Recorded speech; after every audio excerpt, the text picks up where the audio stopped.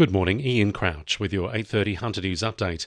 A parliamentary select committee looking at nuclear energy at 7 locations in Australia, including the Upper Hunter, will hold its second public hearing in Canberra today. Committee Chair Dan Repicoli says they will continue to hear evidence from stakeholders who may have a role in any future nuclear policy in Australia and experts with knowledge of nuclear energy. He says the hearings will be a foundation the committee intend to use before heading to communities where nuclear energy plants have been proposed by the federal opposition. The clean-up continues following a major fuel spill in the Upper Hunter early today. A fuel tanker loaded with 12,500 litres of diesel ruptured on the Golden Highway at Sandy Hollow at about 3:30 this morning. Fire crews were unable to stem the flow, concentrating their efforts on preventing runoff. A nearby service station opened just before 5 a.m, and the tanker was moved there so the rest of the fuel could be decanted. Fire and Rescue estimates around 8,000 litres of diesel entered the stormwater drains. A research centre at the University of Newcastle will play host to the New South Wales Governor today. Margaret Beasley and her husband will explore the Purai Global Indigenous History Centre and engage with researchers. The centre's coordinator, Kate Senior, says they're currently working on some big projects. We're doing a very large truth-telling project for the Department of Education, which is really around Aboriginal people's experiences of education from when education started in New South Wales. Public school teachers across the Hunter and the state are involved in a stop work meeting this morning to discuss a new pay deal. The Education Department expects there will be minimal supervision for students while teachers attend meetings off-site. Classes are expected to get underway by 10 a.m. HSC exams will not be affected by the stop work meeting. A University of Newcastle study has found an early intervention program in the city is leading the domestic and family violence response.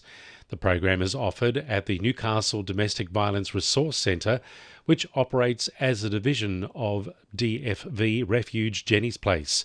It aims to identify violence early, prevent escalation and offer safe referral pathways. Lead researcher Professor Margaret Alston says the centre allows women to assess their circumstances before they get to a crisis stage. So in a crisis, people may be in fact calling on police. They may be in hospital, having to go to hospital, and so they're in significant crisis and they're drawing on quite a number of crisis services, in health, in policing. Marine Rescue Lake Macquarie is reminding boaters to always wear a life jacket after rescuing a skipper who was thrown from a vessel in large swells at the weekend. A distress call was received around 7 yesterday morning after the 5-metre vessel capsized about 300 metres off Hams Beach. The skipper was wearing a life jacket and was safely transferred onto a marine rescue boat. Crews righted the vessel before towing it back to the Swansea boat ramp. 2NURFM Sport. The Jets have found their stride in the A-League men's, beating the Australia Cup champions Macarthur 2-1 in Sydney. Eli Adams was the goal-scoring hero for the Jets, scoring both goals in the space of 3 minutes in the second half to give his side an unassailable 2-1 lead. Coach Rob Stanton says his faith in the young forward has been repaid. It's very hard to play good or be a good player if you're not consistently playing. So I've just believed in him, given him his shot, and I'm not surprised he scored 2 goals.